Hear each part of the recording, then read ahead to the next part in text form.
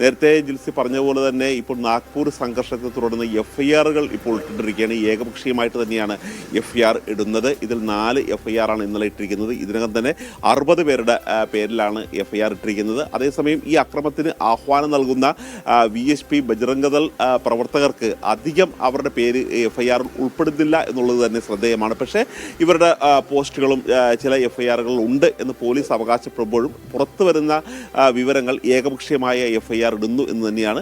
ഇതുകൂടാതെ ഛത്തീസ്ഗഡിലെ ബസ്തർ മേഖലയിൽ ബീജാപൂരിൽ അവിടെ സംഘർഷത്തിൽ 30 മാവോയിസ്റ്റുകളെയാണ് സുരക്ഷാ സേന വധിച്ചത്. ഒരു സുരക്ഷാ സൈനികന് വീരമൃത്യു സംഭവിക്കുകയും ചെയ്തിരുന്നു. ഇതിനുശേഷം ഇപ്പോൾ മാവോയിസ്റ്റ് വേട്ടയുടെ ഭാഗമായിട്ട് തന്നെ തിരച്ചിൽ അവിടെ നടത്തിക്കൊണ്ടിരിക്കുകയാണ്. ഇതിനകം തന്നെ തോക്കുകളും മറ്റ് സ്ഫോടക വസ്തുക്കളും അവിടുന്ന് കണ്ടെത്തി എന്നുള്ളൊരു കാര്യമാണ് ഛത്തീസ്ഗഡിൽ നിന്ന് അറിയിക്കുന്നത്. ഇതുകൂടാതെ ഈ മയക്കുമരുന്ന് മാഫിയയെ അമർച്ച ചെയ്യാൻ വേണ്ടിയുള്ള ഒരു പ്രവർത്തനം പഞ്ചാബ് ഉൾപ്പെടെയുള്ള സ്ഥലങ്ങളിൽ നടന്നിട്ടുണ്ട്. ഇപ്പോൾ നിരന്തരം മയക്കുമരുന്ന് മാഫിയയുടെ ഭാഗമായുള്ളവർ, ആ കേസിൽ ഉൾപ്പെടുന്നവർ, അവരുടെ വീട് പൊളിക്കൽ ഉൾപ്പെടെയുള്ള കാര്യങ്ങളിലേക്കാണ് പഞ്ചാബ് സർക്കാർ ഇപ്പോൾ നീങ്ങിയിരിക്കുന്നത്.